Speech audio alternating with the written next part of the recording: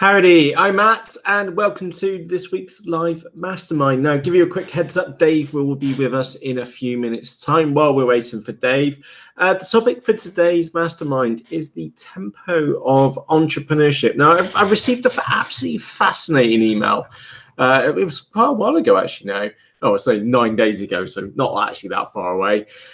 In short, it's talking about the tempo of entrepreneurship. And we thought that it was really, really fitting just because of the time of the year.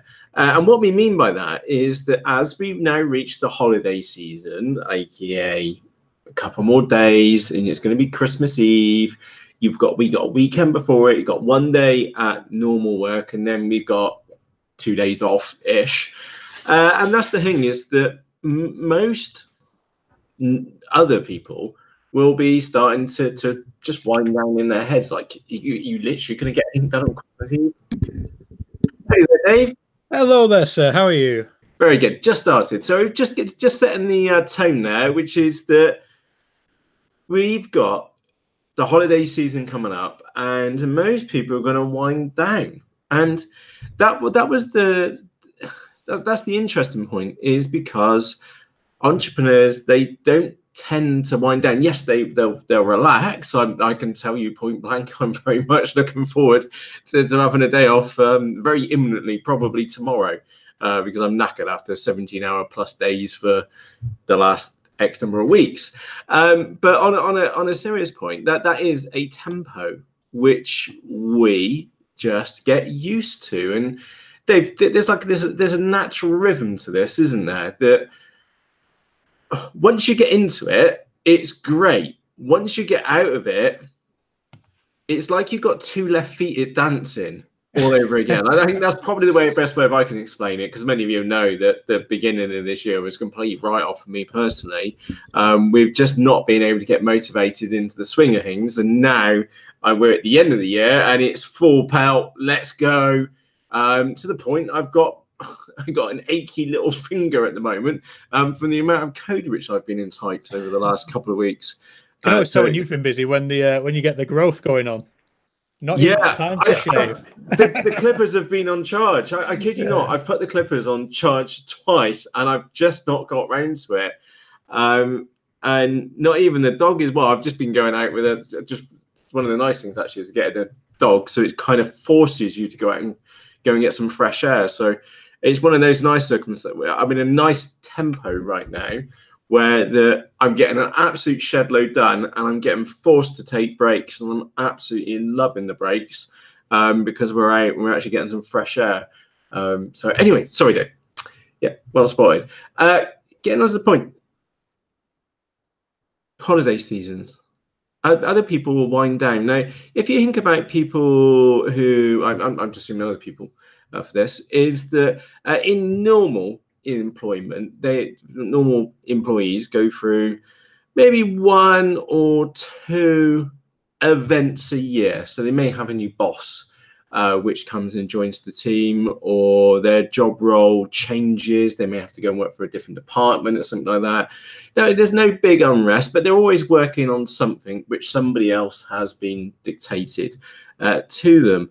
And if we contrast that against being an entrepreneur, is that you are typically faced with big decisions very, very often, and you tend then, as experience kicks in, is that you're able to take and make those bigger decisions and then just roll with them. And of course, if one of those decisions comes back and it turns out to be the wrong one, you're very quick just to go, oh, that didn't work, and you carry on. You just roll with the punches, and then you carry on. And that's a very stark contrast to just turning up and doing your 9 to 5 and leaving again.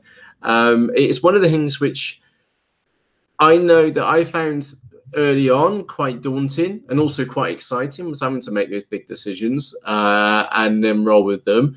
And then, of course, then go and live with the consequences, which I'm sure as the more seasoned you become, those decisions do become easier. Like, what do we do for product X? What niche do we follow? What do we do about this? What happens about that? And of course, it becomes more difficult when you've got more and more people within your team as well.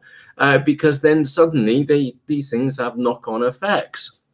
And Dave, I've always viewed what we do is it's like science, if that makes sense. One of the nice things about science is that you can have a theory or hypothesis about the way which something works, and that may go with or against the current trend. And it's up to you or other parties to prove whether that theory is correct or not.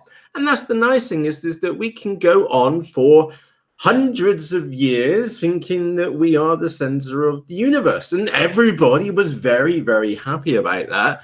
But then I was saying the beauty about science is that gets disproven.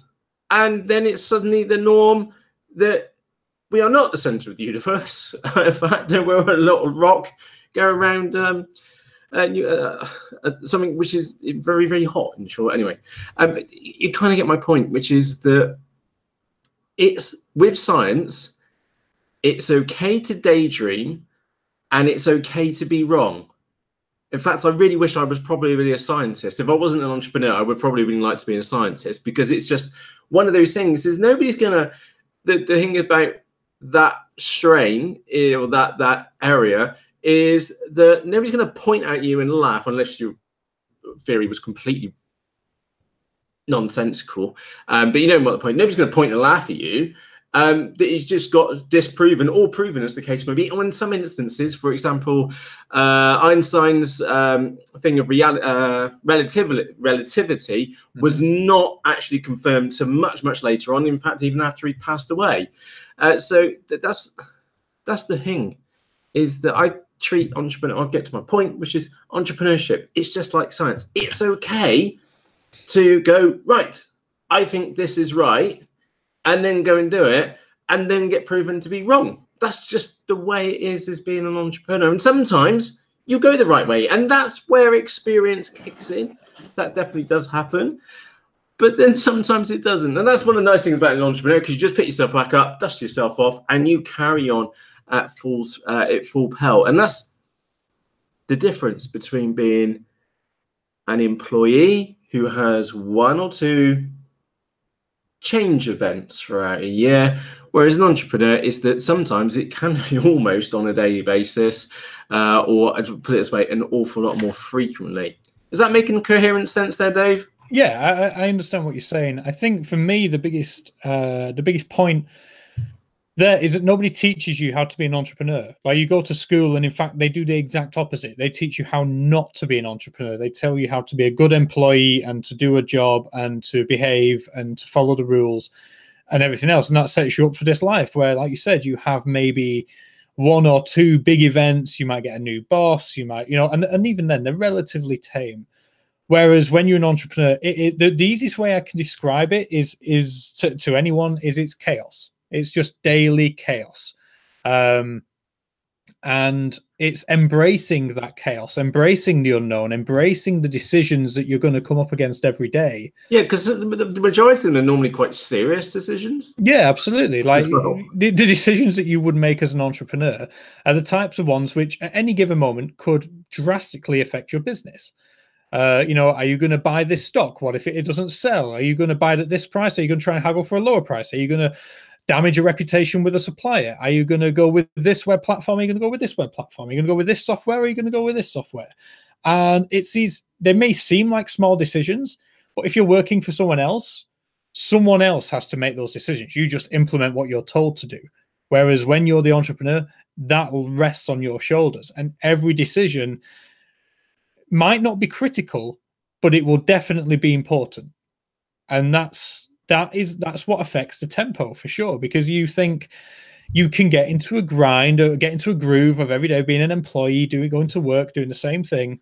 And by the way, Dave, we can also get into a routine and a rhythm as an entrepreneur. Oh, absolutely. It's just of a different pace. It's a different pace, and you get used to making these decisions. That's the big thing, is that they don't when you first start out, they will scare you, because you're like, oh, what's the right one? What's the right thing? And ultimately, the worst decision is not acting. It's thinking too long. It's not taking action. Yeah, so it's like, what market do you work with? What type of product do you create? How and where to get it developed? So if you're going to go down that route as well, how do you acquire customers? Do you do eBay? Do you Amazon? Do you do this? Do you do X, Y, Z? What's your eventual role going to be within it? And that's the thing. Some people just sweat over maybe like one or two of those points, and they get really bogged down in those almost insignificant ones, which was because it's the whole piece, which is just get the ball rolling and get going. And again, I'm thinking of a prime example, which is my brother spent 2 years developing a fold-out barbecue. Those throwaway barbecue holders, a fold-out one of those. He got engineering samples and things like that because he wanted to do FBA, but he spent 2 years in researching it and getting prototypes and then getting them built and stuff, and then launched them in September once the summer was over and done with. Whereas somebody perhaps a little bit more entrepreneurial would probably got the prototype done in a very, very short space of time, and then just got it out there and then got the feedback very, very quickly, and then just gone in that failure loop until they'd worked out what actually works themselves.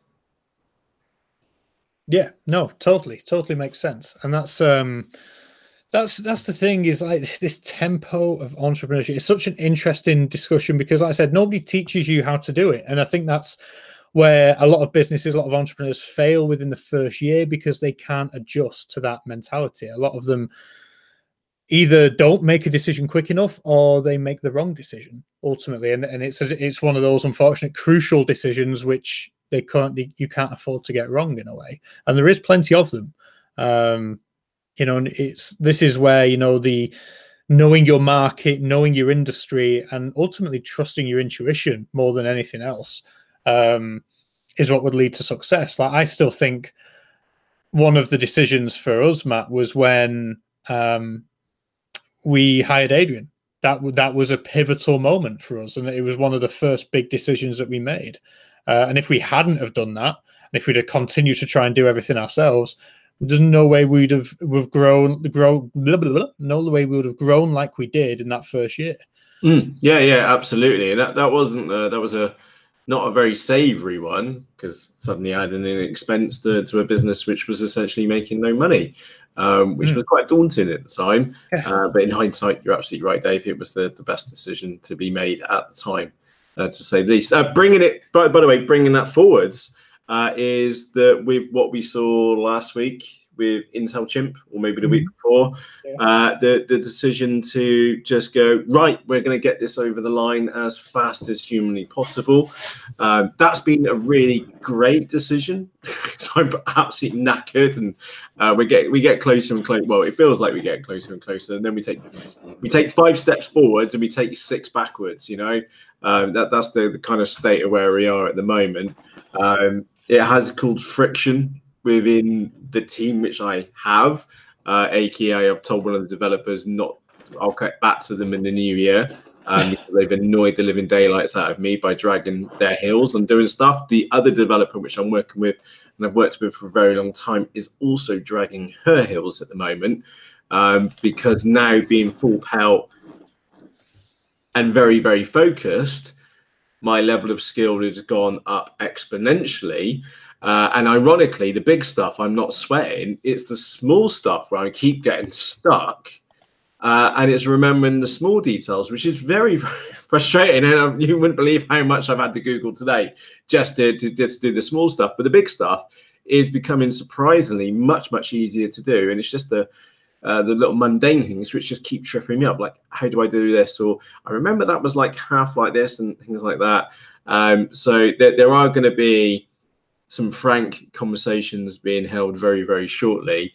Like I said, I've already had a distasteful one with one developer. We're going to have another distasteful one with the other developer, because now I know how much can be done in a very, very short space of time, especially when someone's far more experienced than what I am. In the moment, I'm still plowing myself way through as an entrepreneur would, just by sheer blunt brute force to get stuff done. And it's only in doing that we wind back to the early days, Dave, is that only by brute force do you find out if something works or not. Absolutely. That's it. You can take your best guess all you want, but until you actually do it, you'll never know. I think that's another interesting point there about the tempo of entrepreneurship is that obviously you've experienced the peaks and troughs of it this year. I've certainly experienced the peaks and troughs of it in the last few weeks and months. And you have to think about the concepts you just mentioned, like one of your developers you got annoyed at because they're not an entrepreneur. So that you start expecting people to be able to move as quickly as you do. And when you have people in your team who are not able to do that, or who aren't wired that same way, it can cause friction. It can cause... Oh, yeah, it's definitely caused friction. But the bit which really gets it, I see your point there, Dave, is that Matt's really motivated at the moment, ploughing on like a possessed hamster, getting stuff out of the way. And of course, the rest of the world's not moving as quickly as me. But actually, I'm going to argue against that, which is that if I was experienced as them, the bits which I'm asking them to do would be an awful lot easier. Absolutely. Yeah. But it just purely comes down to that tempo piece of an entrepreneur. They are not entrepreneurs. They're more of an employee mindset. So they're quite happy in their rhythm of plodding along. This is what Matt expects normally. And then boom, you turn it on. Boom, boom, boom, boom, boom. They can't keep up anymore. And yeah, granted, it could be laziness, complacency, Christmas is around the corner, who knows, blah, blah, blah. But yeah, it's interesting when you are forced to work with someone who isn't wired the same way, who isn't on that same tempo as you, it can cause frustration for sure. I'm not arguing with that. You're talking to the person who sacked his wife this year and was probably the best decision I've made all year. Different tempos. Oh, dear. They can be very frustrating at times. And again, as you can tell, we're very, very much realists here.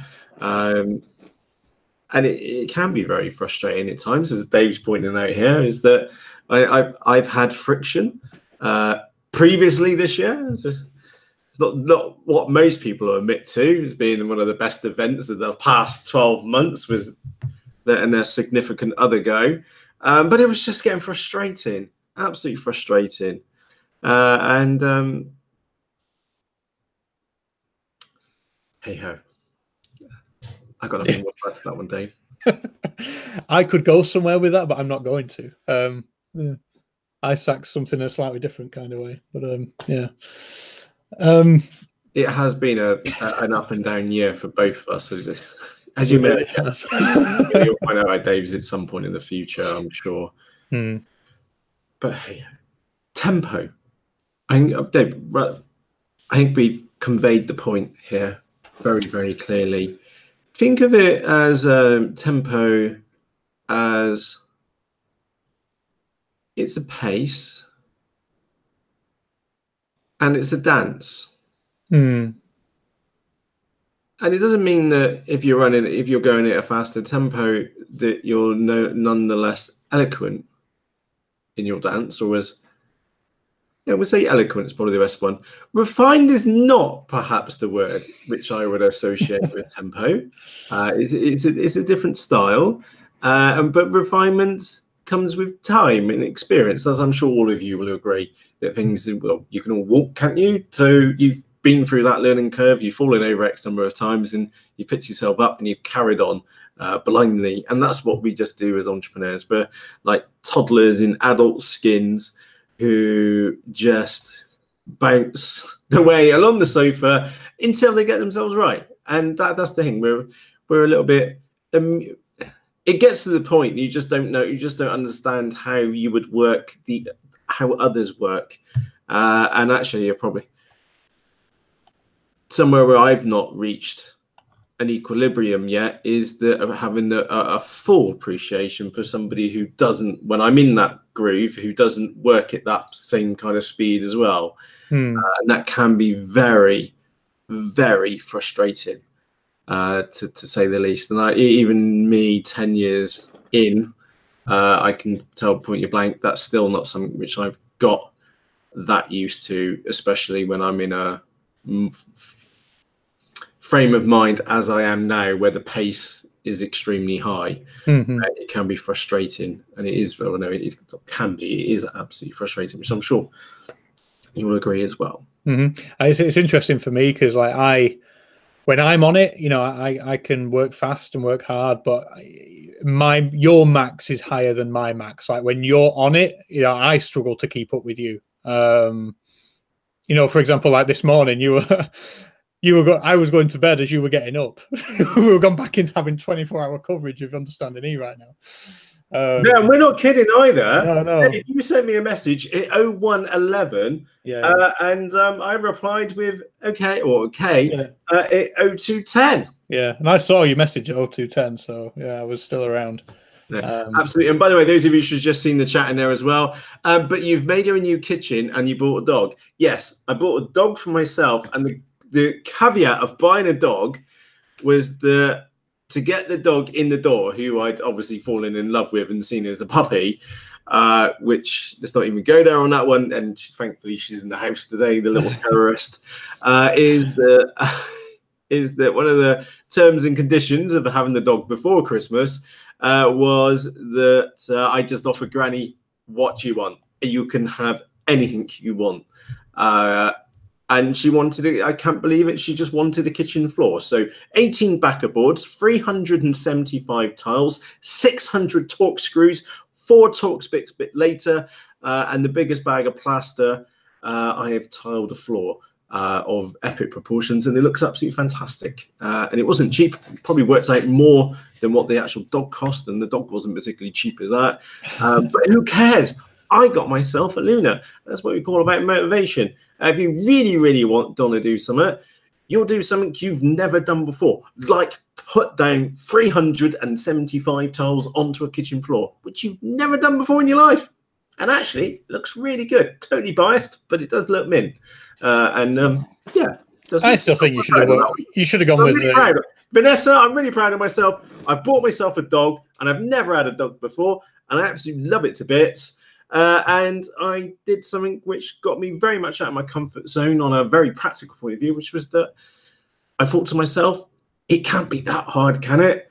And I tiled a huge, great big kitchen floor, and it looked really good. So, yeah, 2 really good points this year, Vanessa, on that one. Yeah, and it is easier to ask for forgiveness than permission, ultimately, is what we discovered there. You should have just brought Luna home one day. No, I turn down the dog. I couldn't do that. It did cross my mind, but it wasn't the right way. The puppy dog. And I had to use. There's only certain things you can. There's me and Dave. We had this conversation. Yeah. There are certain things which you can do as a level 10 last resort. And for me, that one was the welling up. In the conversation with Granny. Granny was hell-bent on not having the dog this side of Christmas, and I was having the dog this side of Christmas. It was happening, and I couldn't see any other way other than using a level 10 approach, which is that you can only get away with one of those once every 10 years. So, and I think that's the first one I've used, and I've been with the missus for 20 years or 19 years. So, yeah, 1 in 20 years. That's the kind of level you should have to go to. And I did that, and I had to go to a whole new level to get these things, get that little thing in the door, and which I'm very happy with myself that we do have a little Lunakins, which is complete nuts, which you'll probably meet her again here in the new year. Right. Cool beans. Dave, let's wrap up. Points have been made. Give you a quick heads up. We're not going to be back with you live here as a mastermind until the new year. We will look at a new schedule in the new year.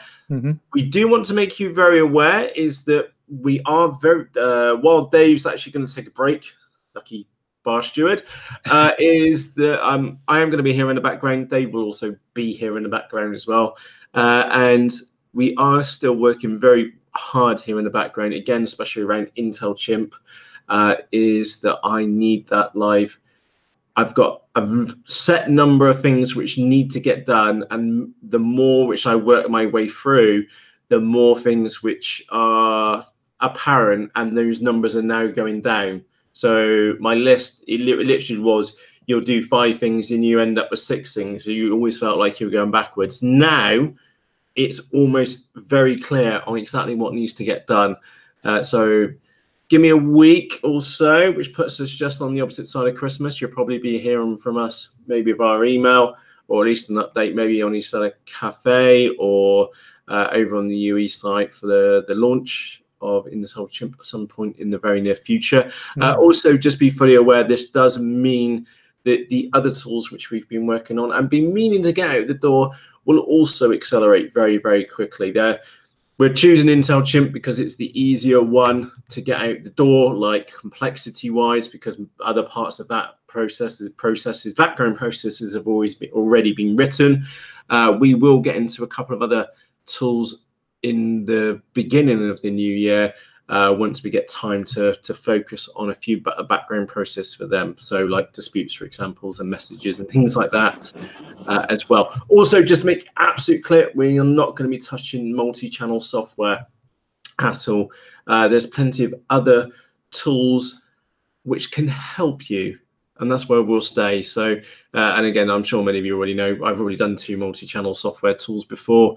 I really don't feel that right now we can bring anything new to the table. So I'm not even going to bother. We did sit and try and brainstorm it a few weeks ago, didn't we? And there was just nothing that sprang to mind. We couldn't bring value at this moment in time. We couldn't think of a unique point or any sort of value add that we could bring. So it's pointless in us getting involved and sending Matt down that rabbit hole again. Yeah. And don't get me wrong, it was all specced out. It was all specced out. Just absolutely no interest in it at all. And as Dave said, there's just, we couldn't see any value from it, so we're not even bother. And that's one of the nice things about everything which we've discussed already, is that experience is great, because sometimes you know which ways not to go. And right now we definitely won't be using multi-channel software, because there's plenty of really, really good tools out there already. But however, there's many other processes which go on a day-to-day basis, which we feel that you might need help with. So look out or watch this space when it comes to that. My point being, we're off for Christmas. Have a fantastic Christmas. Thank you very much for joining us here. We've been live again pretty much non-stop this year. I think probably 40 plus minimum. I reckon so. We missed a couple here and there, but yeah, no, we've been pretty consistent. Yeah, absolutely. And there's some, actually, Dave, I really look forward to each week. So my alarm goes off my phone and I can suddenly get all excited. I can tell you, literally an hour ago, I was here going to sleep. The alarm went off literally an hour ago, and I was like, yay, let's go and do this. So it's something which I look forward to, and we will be continuing this into the new year. We don't know exactly what day we're back, but watch this space. We'll let you know. And of course, if you're subscribed on YouTube, you'll get notifications the second we start scheduling in the events or masterminds for next year. So, Dave, time for us to wrap up. Thank you very much for joining us here today for the last mastermind of 2018. Next time we see you, we'll be in 2019. So, Merry Christmas, get battered, and a Happy New Year. Pretty much everything that Matt said. Thank you so much for your attention this year. We really appreciate it. Like Matt's hinted out, we've got lots of exciting things planned for next year. Lots of sort of new directions, new bits of things going on. Yeah, exciting times. So again, thank you so much for your attention. We value that more than anything else. Have a great Christmas. Get battered. Have a great 2019. We'll see you in January. Cheerios. Have a good one, guys. Bye-bye. Bye-bye.